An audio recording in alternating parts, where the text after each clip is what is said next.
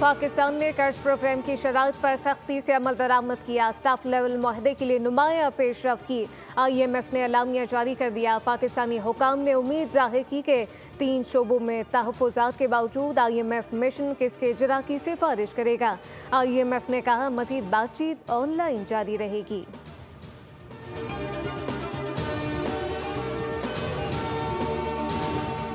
Islamophobia से निमटने के लिए आलमी दिन के मौके पर वज़ीर-ए-आज़म का पैगाम। 3 साल कबल अक़वाम मुत्तहिदा की जनरल असम्बली ने इस दिन को मनाने का तारीख़ी फ़ैसला मंजूर किया। ये दिन दुनिया भर में मुसलमानों को दरपेश चैलेंजेस की संगीनी की एक वाज़ेह याद दहानी है।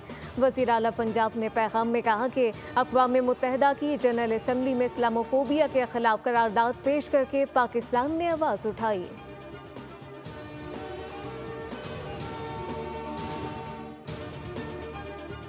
पाकिस्तान में दहशतगर्दी के वाक़यात में भारत और अफगानिस्तान मुलव्विस हैं। जाफर एक्सप्रेस पर हमले का मरकज़ी स्पॉन्सर भारत है। दहशतगर्दों ने मुनज़्ज़म अंदाज में कार्रवाई की।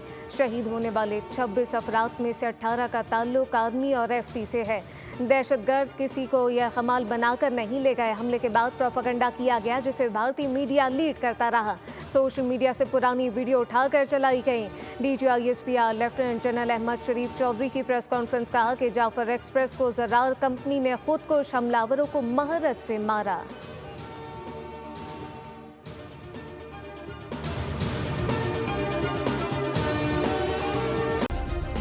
सब्सक्राइब करें और बेल दबाएं ताकि कोई खबर रह न जाए।